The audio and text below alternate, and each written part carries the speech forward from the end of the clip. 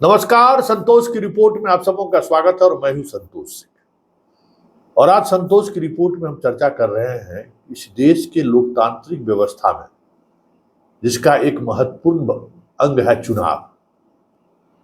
मतलब सिर्फ चुनाव ही इस लोकतंत्र का आधार नहीं है, लेकिन एक आधार और मजबूत आधार है, क्योंकि धीरे धीरे सर्वशक्तिमान लोकतांत्रिक तरीके से एक वोट से चुने गए प्रतिनिधि के अंदर अब सिमटता जा रहा है। इसलिए इस पर चर्चा होती भी है और होनी भी चाहिए।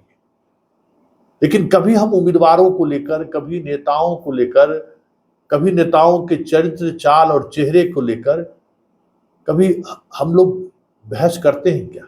मतलब हम मीडिया वाले कि जनता क्या सोचती है, इनके बारे में जनता का क्या ओपिनियन है, या फिर जो ओपिनियन है उसके आधार पर जनता क्या उसको वोट करती है?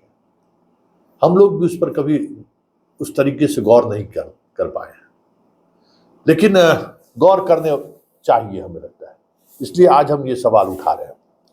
बिहार की राजनीति में एक चेहरा है मुकेश सहनी का, जो पिछले 4-5 वर्षों से अपने आप को स्थापित करने में लगा हुआ है। आधार राजनीति में आने का क्या है?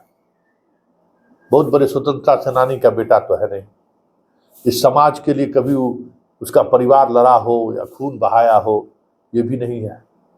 घर से भाग के मुंबई गया, मुंबई में टेंट का काम किया है, ईश्वर की कृपा हुई, यही तो लोग कहता है। करोड़पति हो गया, और करोड़पति हो गया तो उसको नशा चढ़ गया राजनीति का, कब हम राजनीति करेंगे। राजनीति का नशा में पिछले 5-6 वर्षों से बिहार में अपना सिक्का जमाने की कोशिश कर रहा है कि हम सहनी समाज का नेता हो जाए, और इसमें बाएं दाएं करते रहता है। संयोग से अभी तक नेता बना नहीं है, और इन नेता बनने के चक्कर में कितना बार कितना गठबंधन बदला, कितनी पार्टियां बदली, कहना मुश्किल है। और इसका तो चाल चरित्र चेहरा तो लोग देख रहा है, बीजेपी का भी चाल चरित्र चेहरा भी लोग देख रहा है कि कुछ महीने पहले नीतीश कुमार के साथ था, ये कुधरनी में मदद करने के लिए खड़ा हो गया। विचारधाराओं में मुख्यमंत्री तो भाई नीतीश कुमार जैसा कोई नहीं है, बड़ी बड़ी बातें कर रहा था। फिर नीतीश कुमार इधर आ गए, फिर भागा ही दिल्ली, कोशिश करता रहा कि कुछ 1-2 सीट मिल जाए एनडीए से। जब बात नहीं बनी, वहां से भगा दिया गया, तो आ गया लालू यादव के यहाँ। आजकल लालू यादव का एकदम सुरखुरू बना हुआ है, एकदम आंख का तारा, समझ सकते हैं। 3 को सीट भी दे दिया, और सीट देने के बाद उस समय में को निषाद कोई टिकट नहीं दिया, वो नहीं देखता है। लेकिन चलिए चरित्र चेहरा देखते चलिए। लेकिन इस बीच खबर आई कि भाई इनका बॉडीगार्ड सब जो दिया था, Y+ सिक्योरिटी हटा लिया है अमित शाह। तो देखिए, ये तो जो है सो है, ये अमित शाह का हाल देखिए, देश का गृह मंत्री। इसको दिया क्यों था भाई सुरक्षा? इसको कौन चीज का खतरा है भाई, ये बताइए। इस बंदे को खतरा किस बात का है? दरभंगा में इसका घर है, गांव कभी जाता नहीं है, गांव से कोई वास्ता नहीं है, इसको जान का कौन बात का खतरा था? उस समय में है ही तेजस्वी यादव ठीक कहा कि खैरात बांटते हैं सुरक्षा का। सुरक्षा के देते ही भी बड़ा खुश था कि 4 गो कमांडो, 10 गो कमांडो एकदम सीआरपीएफ का मेरे आगे पीछे रहता, कलेजा इसका चौड़ा रहता। कह दिया अमित शाह के बारे में, बस क्या था, हटा दिया। और हटा देने के बाद जो देखिए, जरा सुनिए दोनों का बात। मुकेश सहनी कह रहा कि हमारा हत्या करा देगा, तेजस्वी कह रहा है कि देखिए अति पिछड़ा बेटा का सुरक्षा ले लिया। मतलब ये लोग सब पब्लिके को बेवकूफ समझता है। मतलब गजबे स्थिति है। जिस पब्लिक से ये लोग वोट लेके पावरफुल बनता है, 56 इंची का सेना लेके भाषण देते रहता है, उस पब्लिक को लोग कितना बेवकूफ बना समझता है कि आज सहनी का जान खतरा में आ गया, अति पिछड़ा का मान सम्मान खतरे में आ गया। बताइए, बॉडीगार्डे से, सीआरपीएफ के बॉडीगार्डे से सब कुछ हो रहा था। जरा पहले सुन लीजिए दोनों का बतवा। अति पिछड़े समाज से आते हैं, विपक्ष में चले गए तो उन लोगों ने सुरक्षा वापस ले ली। वरना जैसे रेवड़ी बांटते हैं, रेवड़ी जिसका नामों नहीं पता उसको भी Z+, Y+, सुरक्षा जो है भाजपा के लोग देने लगे। यार उससे बात अलग है, प्रसाद नहीं होता, लो तुम भी ले लो, तुम भी ले लो। डीलिंग है, डीलिंग। भाजपा के लोग लीडर नहीं है, डीलर हो चुके हैं, डील करते हैं। भाजपा में आ जाओ, सीबीआई का मुकदमा बंद कर देंगे। भाजपा में आ जाओ, सुरक्षा तुमको दे देंगे। भाजपा में आ जाओ, पैसा तुमको दे देंगे। भाजपा में आ जाओ, तुम्हारा सारा केस मुकदमा खत्म करके राजा हरिश्चंद्र बना देंगे। सुरक्षा ले लिया, उनका मर्जी है, वो देश में कुछ भी करा सकते हैं। बनी हुई सरकार को गिरा देते हैं, बनी हुई विधायक को खरीद लेते हैं, मुख्यमंत्री को जेल डाल देते हैं। हम उसके सामने कुछ भी नहीं है। लेकिन मेरा पास हौसला है। लाखों निषाद यूपी, बिहार, झारखंड में एक मल्ला का बेटा ने हाथ में गंगा जल लेके संकल्प लिया था कि हम अपने बच्चे के भविष्य के लिए लड़ाई लड़ेंगे। हमने भी संकल्प लिया है और मजबूती से हम गंगा माता का सौगंध खाते हैं कि मजबूती से जब तक हम लोग जो एजेंडा पे जो अपने अधिकार के लिए लड़ाई सिद्ध नहीं कर लेंगे, तब तक हम चैन से नहीं बैठेंगे, मजबूती से लड़ेंगे।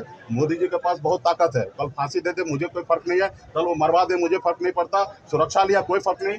हम लोग तो मछुआरा समाज का आते, रात को 2 बजे रात को जहाँ लोग नहीं पहुँचता वहाँ पे हमारे बाप दादा मछली मारने के लिए जाते। ना हमें भूत प्रेत डकैत से किसी से डरने लगता।